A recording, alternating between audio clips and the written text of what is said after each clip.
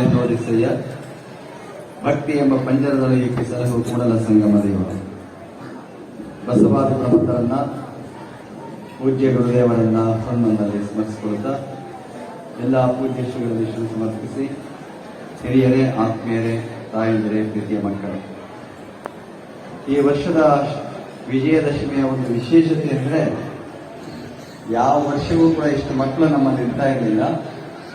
ರಾಜ್ಯದಲ್ಲಿ ಈ ಕಾರ್ಯಕ್ರಮ ನಡೀತಾ ಇತ್ತು. ಆದರೆ ಈ ವರ್ಷ ವಿಶೇಷವಾಗಿ ಮಕ್ಕಳಿರೋದ್ರಿಂದ ಮಕ್ಕಳ ವಿಜಯದಶಮಿ ಅಂತ ಹೇಳಿದ್ರೆ ತಪ್ಪಾಗಿತ್ತು. ಈ ವರ್ಷ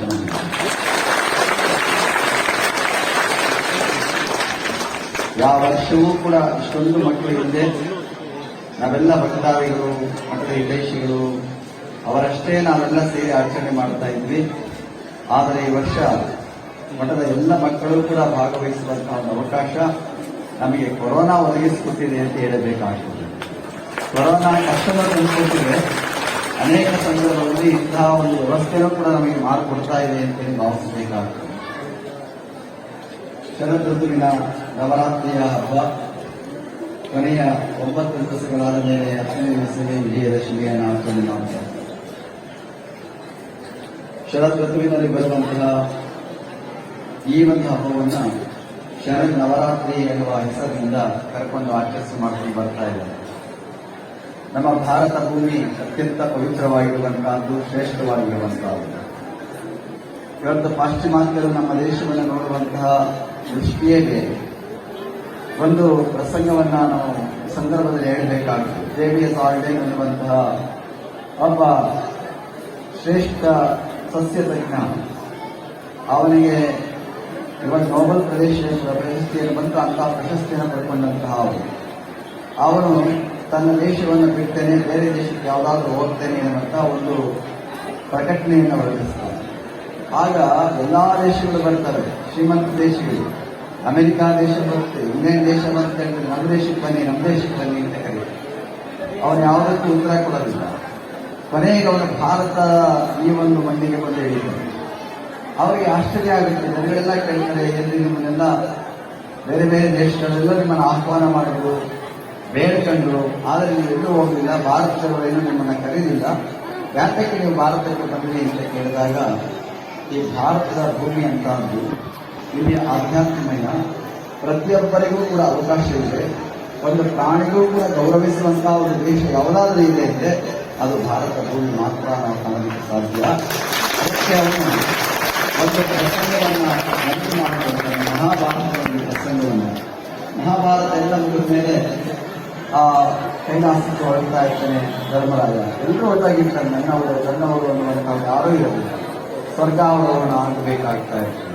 ಸ್ವರ್ಗಕ್ಕೆ ಹೋಗಬೇಕಾದ್ರೆ ಧರ್ಮರಾಯನ ಜೊತೆ ಅವನ ಅಣ್ತಂದಿರಿಲ್ಲ, ಅವನ ಒಡವಳಿನವರು ಯಾರೂ ಇರಲಿಲ್ಲ. ಆದರೆ ಅವನ ಜೊತೆ ಒಂದು ನಾಯಿ. ಆ ನಾಯಿ ಅವನ ಹಿಂದೆ ಬರ್ತಾನೆ ಇರ್ತಾನೆ. ಆಗ ಆ ಸ್ವರ್ಗದ ಭಾಗದಲ್ಲಿ ಕರೀತಾರೆ ಅವನಿಗೆ. ಕರೆದು, ನೋಡಪ್ಪ, ನಿನಗೆ ಮಾತ್ರ ಒಳಗೆ ಬರೋದಕ್ಕೆ ಅವಕಾಶ ಇದೆ, ಈ ನಾಯಿಗೆ ಒಳಗೆ ಬರೋದಕ್ಕೆ ಅವಕಾಶ ಇಲ್ಲ ಅಂತ ಹೇಳ್ತಾರೆ. ಆಗ ಧರ್ಮರಾಯ ಹೇಳ್ತಾನೆ, ನೋಡುವ, ನನಗೆ ಇಷ್ಟು ವರ್ಷ ನನ್ನವರು ಬೇಕಾದಷ್ಟು ಜನ ಇದ್ದರು, ಆದರೆ ಇವತ್ತು ಅವ್ರು ಯಾರು ನನ್ನ ಜೊತೆ ಬರ್ತಾರೆ, ನಾನು ನನ್ನ ಜೊತೆ ಇರುವಂತಹ ಒಂದು ನಾಯಿ ಮಾತ್ರ. ಈ ನಾಯಿಗೆ ಅವಕಾಶ ಇಲ್ಲ ಅಂದ್ರೆ ನನಗೂ ಬೇಡ, ನನಗೆ ಸ್ವರ್ಗ ಅಂತ ವಾಪಸ್ ಹೋಗ್ತೀನಿ ಅಂತ ಹೋಗ್ತಾ ಇರ್ತಾನೆ. ಆಗ ಸ್ವರ್ಗದ ಬಾಗಿಲು ಇಬ್ಬರಿಗೂ ಕರೀತದೆ ಎನ್ನುವಂತಹ ಒಂದು ಪ್ರಸಂಗ ಇರುತ್ತದೆ. ಇದು ಆ ಒಬ್ಬ ವಿಜ್ಞಾನಿಯ ಮೇಲೆ ಪ್ರಭಾವವನ್ನು ಮೀರಿ ಇದು ಭಾರತ ದೇಶದ ಒಂದು ಹಿರಿಮೆ. ಸಕಲ ಜೀವಾತ್ಮರಲ್ಲೂ ಕೂಡ ಲೇಖನ ವಹಿಸುವಂತಹ ಒಂದು ದೇಶ. ಅದಕ್ಕೆ ನಮ್ಮ ಭಾರತ ದೇಶ ಯಾವತ್ತೂ ಕೂಡ ಧರ್ಮಕ್ಕೆ, ಆಧ್ಯಾತ್ಮದ ವಿಚಾರಗಳಿಗೆ ತನ್ನ ಬಹಳಷ್ಟು ಒತ್ತನ್ನು ಹಾಕಿಕೊಂಡು ಬಂದಿರುವಂತಹ ಒಂದು ಹಿನ್ನೆಲೆ ನಮ್ಮ ಭಾರತ ದೇಶಕ್ಕೆ ಇರುವಂತಹದ್ದು. ನಮ್ಮ ಭಾರತೀಯರು ಯಾವತ್ತೂ ಕೂಡ ಹಿಂದಿನಿಂದಲೂ ಕೂಡ ಹಬ್ಬ ಹರಿದಿನಗಳನ್ನು ಆಚರಣೆ ಮಾಡಿಕೊಂಡು ಬರುವಂತಹ ಸಂಪ್ರದಾಯ ಪದ್ಧತಿಯನ್ನು ಬೆಳೆಸಿಕೊಂಡು ಬಂದಿದ್ದಾರೆ. ಈ ಹಬ್ಬ ಹರಿದಿನಗಳು ಏನು ಮಾಡ್ತವೆ ಅಂದರೆ ಮನುಷ್ಯನ ಬದುಕನ್ನು ಉತ್ತಮಗೊಳಿಸ್ತವೆ. ಮನುಷ್ಯನಿಗೆ ಬದುಕಿನಲ್ಲಿ 2 ಮುಖ, ಒಂದು ಹೊರಮುಖ, ಮತ್ತೊಂದು ಒಳಮುಖ. ಇದನ್ನೇ ಅಂತರಂಗ, ಬಹಿರಂಗ ಅಂತ ಹೇಳಿ ಕರೀತಾರೆ. ನಾವೆಲ್ಲ ಬಹಿರಂಗದಲ್ಲಿ ಚೆನ್ನಾಗಿ ಕಾಣ್ತೇವೆ, ಆದರೆ ಅಂತರಂಗದ ಅರಿವು ನಮಗೆ ಮಾತ್ರ ಗೊತ್ತಿರುವಂತಹದ್ದು. ನಮ್ಮ ಮನಸ್ಸಿನ ಎಲ್ಲ ವಿಚಾರಗಳು ನಮ್ಮೊಬ್ಬರಿಗೆ ಅರ್ಥವಾಗ್ತವೆ ಮತ್ತು ಬೇರೆಯವರಿಗೆ ಗೊತ್ತಾಗಲ್ಲ.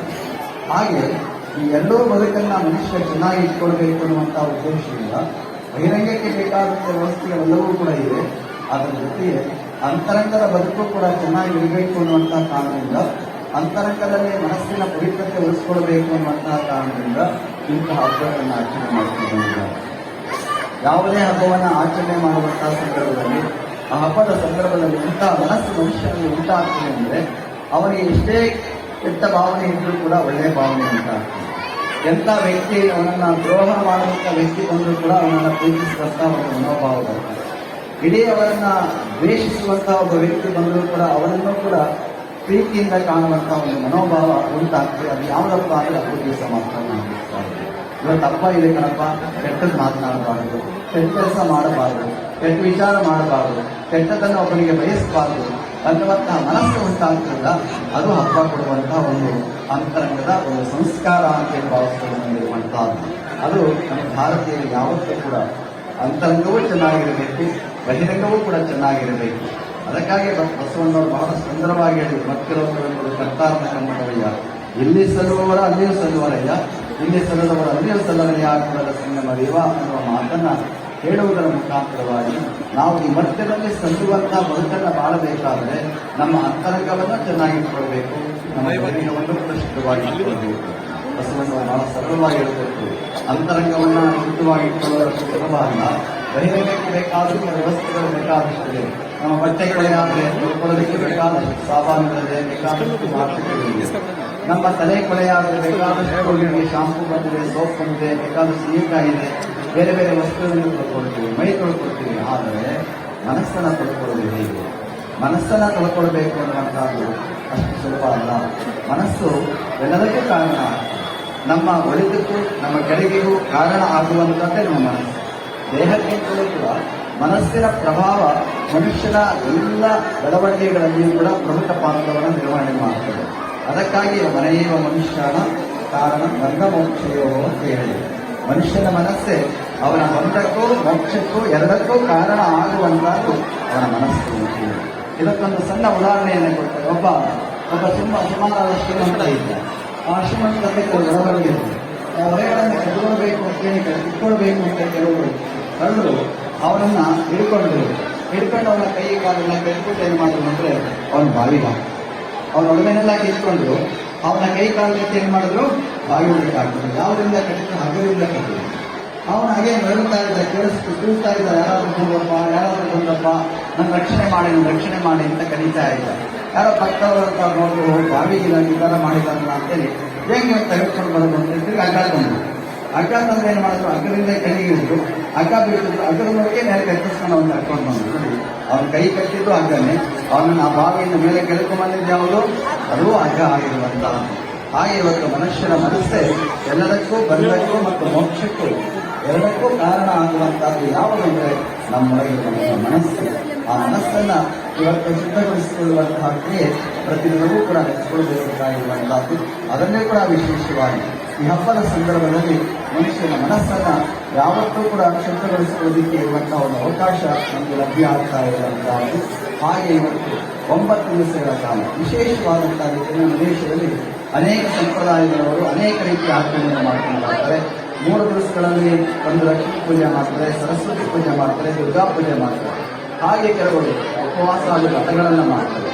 ನೀರು ಕುಡಿಯೋದಿಲ್ಲ, ಕೆಲವರು ನೀರು ಕುಡಿದು ತಮ್ಮ ದೇಹವನ್ನು ಶುದ್ಧಗೊಳಿಸಿಕೊಳ್ಳುವ ಜೊತೆಗೆ ನಮ್ಮ ಮನಸ್ಸನ್ನು ಕೂಡ ಅವನು ವಿಕಾಸಗೊಳಿಸಿಕೊಳ್ಳುವಂತಹ ವಿಕಾರವನ್ನು ಕಲಿತುಕೊಳ್ಳುವಂತಹ ಮನಸ್ಸನ್ನು ಮಾಡ್ಕೊಂಡಿದ್ದಾರೆ. ಏಕೆಂದರೆ ವಿಕಾರಗಳು ನಮ್ಮನ್ನು ಕಾಡ್ತಾ ಇರ್ತವೆ. ದೇಹ ವಿಕಾರ, ಮನೋವಿಕಾರ, ಭಾವವಿಕಾರ, ಎಲ್ಲ ವಿಕಾರಗಳು ಮನುಷ್ಯನಿಗೆ ಇರುವಂತಹ ಈ ವಿಕಾರಗಳನ್ನು ಕಳೆದುಕೊಳ್ಳೋದಕ್ಕೆ ಎಂತಹ ವ್ರತಗಳ ಆಚರಣೆ ಮುಖಾಂತರವಾಗಿ ಅವೆಲ್ಲವನ್ನ ನಾವು ರಕ್ಷಿತಗೊಳಿಸಿಕೊಳ್ಳೋದಕ್ಕೆ ಸಾಧ್ಯ ಆಗುವಂತಹದ್ದು.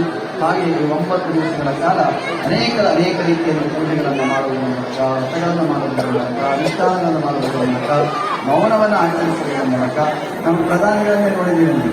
ಅವರು ಈ ನವರಾತ್ರಿಯಲ್ಲಿ ನೀರು ಮಾತ್ರ ಹಿಡಿತಾರೆ, 9 ದಿವಸ ಏನಕ್ಕೆ ಹಂಸಾದವನ್ನು ಸ್ವೀಕಾರ ಮಾಡ್ತಾರೆ. ಹಾಗೆ ಬೇರೆ ಬೇರೆಯವರೆಲ್ಲರೂ ಕೂಡ ಸಾಧಕರು ಇರ್ಬೋದು, ಬೇರೆ ಬೇರೆಯವರು ಕೂಡ ಗೃಹಸ್ಥರಾದಿಯಾಗಿ ಎಲ್ಲರೂ ಕೂಡ ಅನೇಕ ವಿಧವಾದಂತಹ ಆಚರಣೆಗಳನ್ನು ಆಚರಿಸಿಕೊಂಡು ಬರುವಂತಹ ಸಂಪ್ರದಾಯ ಮಾಡ್ಕೊಂಡು ಬರ್ತಾ ಇರ್ತಾರೆ.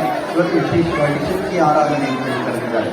ಅದರ ಜೊತೆಗೆ ಇದು ಪ್ರಕೃತಿಯ ಆರಾಧನೆಯನ್ನು ಕೂಡ ಆಗಿರುವಂತಹ ಶಕ್ತಿಯನ್ನು ನಾವು ಬೇರೆ ಶಕ್ತಿಯನ್ನು ಕೂಡ ಆಧ್ಯಾತ್ಮದ ಶಕ್ತಿಯ ಆರಾಧನೆಯನ್ನು ಮಾಡಬೇಕು ಅಂತ, ಅದರ ಜೊತೆಗೆ ಮಾತೃ ಪೂಜೆಯನ್ನು ಮಾಡುವಂತಹದ್ದು ಮಾತೃ ದೇವತೆಯನ್ನು ಪೂಜೆ ಮಾಡುವಂತಹ ಒಂದು ಅವಕಾಶಗಳಿದೆ. ನಮ್ಮ ಹಳ್ಳಿ ಜನಗಳು ಇದನ್ನು ಸಹಜವಾಗಿ ಮಾನಾಮಿ ಹಬ್ಬ, ಹಿರಿಯರ ಹಬ್ಬ ಅಂತ ಏನೇನೋ ಕರ್ಕೊಂಡು ಬಂದು ತಮ್ಮ ಹಿರಿಯರನ್ನ ಸ್ಮರಣೆ ಮಾಡಿಕೊಳ್ಳುವಂಥ ಕೆಲಸವನ್ನು ಕೂಡ ಈ ದೇವ ಪೂಜೆಯ ಜೊತೆಯೊಂದಿಗೆ ತಮ್ಮ ಹಿರಿಯರನ್ನು ಕೂಡ ಸ್ಮರಣೆ ಮಾಡಿಕೊಳ್ಳುವಂತಹ ಒಂದು ಸನ್ನಿವೇಶ ಈ ಹಬ್ಬದಲ್ಲಿ ಯಾವತ್ತೂ ಕೂಡ ನಡ್ಕೊಂಡು ಬರ್ತಾ ಇರುವಂತಹದ್ದು. ಹೀಗೆ ಅನೇಕ ರೀತಿಯಲ್ಲಿ ಹಬ್ಬದ ಆಚರಣೆ ಮಾಡ್ಕೊಂಡು ಬಂದರೂ ಕೂಡ ಈ ನಮ್ಮ ಇಡೀ ದೇಶಕ್ಕೆ ನಮ್ಮ ವಿಜಯನಗರ ಅರಸರ ಕಾಲದಿಂದ ಪ್ರಾರಂಭವಾಗಿ ಇವತ್ತು ಮೈಸೂರಿನಲ್ಲಿ ದಸರಾ ಎಂಬ ಹೆಸರಿನಿಂದ ಖ್ಯಾತಿಯನ್ನು ಪಡೆದುಕೊಂಡಿರುವಂತಹ ದಸರಾ ಹಬ್ಬ ವಿಶ್ವವಿಖ್ಯಾತವಾಗಿರುವಂತಹದ್ದು. ಹಾಗೆ ರಾಜ ಮಹಾರಾಜರು ಆ ಕಾಲದಲ್ಲಿ ಇವನ್ನ ವಿಜೃಂಭಣೆಯನ್ನು ಆಚರಿಸಿಕೊಂಡು ಬಂದು ತಾವು ತಮ್ಮ ರಾಜ್ಯಭಾರವನ್ನು ಮಾಡ್ತಾ ಜನತೆಗೆ ಶಾಂತಿ, ನೆಮ್ಮದಿ, ಸುಖ ಮತ್ತು ಪ್ರಕೃತಿಯಲ್ಲಿ ಒಂದು ಒಂದು ವಾತಾವರಣ ಉಂಟಾಗಬೇಕು, ಮಳೆ ಬೆಳೆ ಚೆನ್ನಾಗಾಗಬೇಕು, ಜನಗಳ ಸುಖ ಶಾಂತಿಯಿಂದ ಇರಬೇಕು ಎನ್ನುವಂತಹ ಅನೇಕ ವಿಧವಾದಂತಹ ಕಾರ್ಯಕ್ರಮಗಳನ್ನು ಹಮ್ಮಿಕೊಂಡು ಬರ್ತಾ ಇದ್ದು ಇವತ್ತು ಪ್ರಜಾಪ್ರಭುತ್ವ ವ್ಯವಸ್ಥೆ ಬಂದ ಮೇಲೆ ಅಂತಹ ರಾಜ ವ್ಯವಸ್ಥೆ ಇಲ್ಲದೇ ಹೋದರೂ ಕೂಡ ಇಂತಹ ಆಧ್ಯಾತ್ಮಿಕವಾದಂತಹ ಸಂಪ್ರದಾಯದ ಆಚರಣೆಗಳು ಉಳ್ಕೊಂಡೇ ಬರ್ತಾ ಇರುವಂತಹ ಹಾಗೆ ಎಲ್ಲ ಕಡೆಯಿಂದ ಆಚರಣೆ ಮಾಡ್ಕೊಂಡು ಬರುವ ಹಾಗೆ ನಮ್ಮ ಶ್ರೀಮಠದಲ್ಲಿ ಕೂಡ ಶ್ರೀಮಠದ ಅಧಿದೇವತೆಯಾಗಿರುವಂತಹ ಸಿದ್ಧಲಿಂಗೇಶ್ವರರಿಗೆ ಈ ವಿಶೇಷವಾದಂತಹ ಪೂಜಾರಿಗಳನ್ನು ನೆರವೇರಿಸಿ ಇವತ್ತು ಅದರ ಮುಕ್ತಾಯ ಸಮಾರಂಭವನ್ನು ಏರ್ಪಾಡು ಮಾಡ್ತಾ ಇದ್ದೀವಿ. ಇಲ್ಲಿ ಶ್ರೀ ಕ್ಷೇತ್ರದಲ್ಲಿ ಯಾವತ್ತೂ ಕೂಡ ಸಿದ್ಧಲಿಂಗೇಶ್ವರ ಅನುಷ್ಠಾನ ಮಾಡಿದಂತಹ ಪವಿತ್ರವಾದಂತಹ ಸ್ಥಳ. ಅವರ ಹೆಸರಿನಲ್ಲಿಯೇ ಪ್ರತಿಯೊಂದು ಕಾರ್ಯಗಳನ್ನು ಕೂಡ ನಡೆಸಿಕೊಳ್ಳುವಂತಹ ಒಂದು ಸಂಪ್ರದಾಯವನ್ನು ಬರ್ತಾ ಇರುವಂತಹದ್ದು. ಈ ಒಂದು ಮಹಾನವಮಿಯ ಹಬ್ಬಕ್ಕೆ ಅಥವಾ ವಿಜಯದಶಮಿಗೆ ಉದಾಶಿವರು ಒಂದು ವಿಶೇಷವಾದಂತಹ ವೇದಿಕೆಯನ್ನು ನಿರ್ಮಾಣ ಮಾಡಿ ಅವರು ಇದನ್ನು ಪ್ರಾರಂಭ ಮಾಡಿಕೊಂಡು ಬಂದು ಅದು ಹಾಗೆ ಬೆಳೆದು ಬಂದು ಪ್ರತಿ ವರ್ಷವೂ ಕೂಡ ಈ ಒಂದು ವಿಜಯದಶಮಿ ಆಚರಣೆಯನ್ನು 9 ದಿವಸಗಳ ಕಾಲ ಈ ಒಂದು ಕಾರ್ಯಕ್ರಮವನ್ನು ನಡೆಸಿಕೊಂಡು ಬರ್ತಾ ಇದ್ದೀವಿ. ಆದರೆ ಈ ವರ್ಷ ಏನಾಗಿದೆ ಅಂದರೆ ಷಷ್ಠಿ ಎರಡು ಒಟ್ಟಿಗೆ ಬಂದಿರೋದ್ರಿಂದ ಒಂದು ದಿವಸ ಕಡಿಮೆ ಆಗಿ 9 ದಿವಸದಲ್ಲೇ ಎಲ್ಲರೂ ಕೂಡ ಮುಕ್ತಾಯ ಆಗ್ತಾ ಇರುವಂಥದ್ದು. ಒಟ್ಟಿನಲ್ಲಿ 9 ದಿವಸಗಳ ನಂತರ ಆಮೇಲೆ ವಿಜಯ ನಾವು ಯಾವುದರಲ್ಲಿ ವಿಜಯ ಪಡ್ಕೊಳ್ಬೇಕು ಅಂದರೆ ಕೆಟ್ಟದನ್ನು ಕಡಿಮೆ ಮಾಡಿಕೊಂಡು ಒಳ್ಳೆಯದರಲ್ಲಿ ವಿಜಯವನ್ನು ಪಡ್ಕೊಳ್ಬೇಕು, ಅಸತ್ಯವನ್ನು ಕಡಿಮೆ ಮಾಡಿಕೊಂಡು ಸತ್ಯದಲ್ಲಿ ಒಳ್ಳೆಯ ವಿಜಯವನ್ನು ಪಡ್ಕೊಳ್ಬೇಕು, ದುಷ್ಟತನವನ್ನು ಕಡಿಮೆ ಮಾಡಿಕೊಂಡು ಶಿಷ್ಟತನವನ್ನು ಹೆಚ್ಚುಪಡಿಸಿಕೊಳ್ಳುವಂತಹ ವಿಜಯವನ್ನು ಸಾಧನೆ ಮಾಡಬೇಕು, ದ್ವೇಷವನ್ನು ಅಳಿಸಿಕೊಂಡು ಪ್ರೀತಿಯನ್ನು ಉಳಿಸಿಕೊಳ್ಳುವಂತಹ ವಿಜಯೋತ್ಸವವನ್ನು ಆಚರಣೆ ಮಾಡಿಕೊಳ್ಬೇಕು. ಹಾಗೆ ಇವತ್ತು ಮನುಷ್ಯ ಆ ವಿಜಯವನ್ನು ಈ ರೀತಿಯಲ್ಲಿ ನಮ್ಮ ಬದುಕಿನಲ್ಲಿ ಆಚರಣೆ ಮಾಡಿಕೊಂಡು ಬರುವಂತಹ ಪದ್ಧತಿಯನ್ನು ಅನುಸರಿಸಬೇಕಾಗಿರುವಂತಹದ್ದು. ಪ್ರತಿಯೊಬ್ಬ ಮನುಷ್ಯನ ಬದುಕನ್ನು ಕೂಡ ಹಸನು ಮಾಡಿಕೊಳ್ಳುವಂತಹ ಪ್ರಯತ್ನವನ್ನು ನಿರಂತರವಾಗಿ ಮಾಡ್ತಾ ಇರಬೇಕಾಗಿರುವಂತಹದ್ದು. ಶರೀರವೆಂದೆಂಬುವ ಅವಲನಾಸನ ಮಾಡಿ ಪರತತ್ವ ಬೆಳೆಯನ್ನು ಬೆಳೆದೊಂದಿರೋ ಅನ್ನುವಂತಹ ನಮ್ಮ ಸಪ್ಪನಾದಿಗಳ ಮಾತಿದೆ. ಹಾಗೆ ನಮ್ಮ ಶರೀರ ಅನ್ನುವಂತಹ ಈ ಒಂದು ಹೊಲದಲ್ಲಿ ನಾವು ಪರತತ್ವವಾದಂತಹ ಬೆಳೆಯನ್ನು ಬೆಳೆಯುವಂತಹ ವಾತಾವರಣ ಇಂತಹ ಕಾರ್ಯಕ್ರಮಗಳ ಮೂಲಕ ಬೆಳೆಕೊಂಡು ಬರ್ತಾ ಇರುವಂತಹದ್ದು ನಮ್ಮ ಮಾತನ್ನ ಸಂದರ್ಭದಲ್ಲಿ ನಮಗೆ ಗಮನಕ್ಕೆ ತರ್ತಾ ಇವೆಲ್ಲರೂ ಕೂಡ ಎಷ್ಟು ಸಂಖ್ಯೆಯಲ್ಲಿ ಭಾಗವಹಿಸಿದ್ದೀರಿ. ಇವತ್ತು ಮಳೆ ಬಂತು, ಮಳೆಗೂ ಒಂದು ಧನ್ಯವಾದ ಹೇಳಬೇಕು. ಯಾಕಪ್ಪ ಅಂದರೆ ಬರುವನ ಕೃಪೆ ಇರಲೇಬೇಕು, ಅವ ಕೃಪೆಗೆ ನಾವು ಅವಗಾಹನೆ. ಇವತ್ತು ಮಳೆ ಬಂದರೆ ಬೆಳೆ ಇವತ್ತು ಬೇರೆ ಏನೂ ಇಲ್ಲ. ಇವತ್ತು ಮಳೆ ಇದ್ದರೆ ಸಮೃದ್ಧಿ ಎನ್ನುವಂಥದ್ದು, ಮಳೆ ಇದ್ದರೆ ಜೀವನ ಅನ್ನಿಸಿಕೊಳ್ಳುವಂಥದ್ದು. ಹಾಗೆ ಇವತ್ತು ಮಳೆ ಬಂದು ಇಂಥ ಒಂದಷ್ಟು ಅವಕಾಶಗಳು ನಮಗೆ ಕೊಟ್ಟಿರುವಂತಹದ್ದು ಅದು ದೈವದ ಅನುಗ್ರಹ ಅಂತೇಳಿ ಭಾವಿಸಬೇಕಾಗಿದೆ. ಮಳೆ ಬಂದಾಗ ಅನಿಸ್ತಾ ಇತ್ತು ಏನಪ್ಪ ಇಷ್ಟೊಂದು ವ್ಯವಸ್ಥೆಯಲ್ಲಿ ಮಳೆ ಬರ್ತಾ ಇದೆ, ಏನು ಮಾಡಲು ಸಾಧ್ಯ ಇಲ್ಲ, ಪ್ರಕೃತಿಯನ್ನು ನಾವು ಹೊಂದ್ಕೊಳ್ಬೇಕಾಗಿರುವಂತಹದ್ದು. ಆದರೂ ಕೂಡ ಗುರುವಿನ ಕೃಪೆ ಹಾಗೂ ಸಿದ್ಧಲಿಂಗೇಶ್ವರ ಅನುಗ್ರಹದಿಂದ ಆ ಮಳೆ ಬಂದು ತಂಪನ್ನು ಉಂಟು ಮಾಡಿ ಈ ಕಾರ್ಯಕ್ರಮ ಇವತ್ತು ಅನುವು ಮಾಡಿಕೊಟ್ಟಿರುವಂತಹದ್ದು. ಇವೆಲ್ಲ ಇಷ್ಟು ಸಂಖ್ಯೆಯಲ್ಲಿ ಭಾಗವಹಿಸಿರುವಂತಹ ಅವರು ಇವತ್ತೆಲ್ಲ ಮನೆಗಳಲ್ಲಿ ಶಾಂತಿ, ನೆಮ್ಮದಿ, ಸಂತೋಷ, ತೃಪ್ತಿ ಎನ್ನುವಂತಹ ಸಂಪತ್ತು ನಿಮ್ಮಲ್ಲಿದ್ದರೆ ಬೇರೆ ಯಾವ ಸಂಪತ್ತು ಬೇಕಾಗಿಲ್ಲ. ಇವತ್ತು ನೀವು ಬನ್ನಿ ಹೊಡೆಯುವಾಗ ಏನು ಹೇಳ್ತೀವಿ ಅಂದ್ರಪ್ಪ, ಬಂಗಾರ ಕೊಟ್ಟು ಬಂಗಾರ ಮಾಡ್ಕೊಳ್ಬೇಕು ಅಂತ. ಯಾರು ಬಂಗಾರ ಕೊಡೋದಿಲ್ಲ. ಬಂಗಾರನೇ ಈ ಬೆಲೆಯೇ ಬಂಗಾರ ಮಾಡ್ಕೋಬೇಕು. ನಾವು ಹಸಿರೇ ಬಂಗಾರವನ್ನು ಮಾಡ್ಕೊಳ್ಬೇಕು. ಹೆಸರಿನ ಮೂಲಕವೇ ನಮ್ಮ ಹೆಸರು ಉಳ್ಕೊಳ್ಳುವಂತಹ. ಹಾಗೆ ಇವತ್ತು ನಿನ್ನ ಜೀವನವೂ ಬಂಗಾರವಾಗಲಿ, ನನ್ನ ಜೀವನವೂ ಬಂಗಾರವಾಗಲಿ, ಅಂದರೆ ಜನರ ಜೀವನವೂ ಕೂಡ ಉತ್ತಮವಾಗಿರಲಿ, ಒಳ್ಳೆಯದಾಗಲಿ ಅನ್ನುವಂಥ ಒಂದು ಆಚರಣೆಯನ್ನು ಒಂದು ಯಾವತ್ತು ನಿರ್ಣಯವನ್ನು ಮಾಡಿಕೊಳ್ಳುವಂತಹ ಒಂದು ಪದ್ಧತಿ ನಡ್ಕೊಂಡು ಬರ್ತಾ ಇರುವಂತಹದ್ದು. ಹಾಗೆ ಎಲ್ಲರ ಬದುಕು ಬಂಗಾರದ ಬದುಕಾಗಲಿ, ಅಂದರೆ ಉತ್ತಮವಾದಂಥ ಬದುಕಾಗಲಿ, ಶಾಂತಿ ನೆಮ್ಮದಿಯ ಬದುಕಾಗಲಿ, ಸಂತೋಷದ ಬದುಕಾಗಲಿ. ಇವತ್ತು ದೇವರ ಪೂಜೆ ಅಂದರೆ ಯಾವುದಪ್ಪ ಅಂದರೆ ಸಂತೋಷ.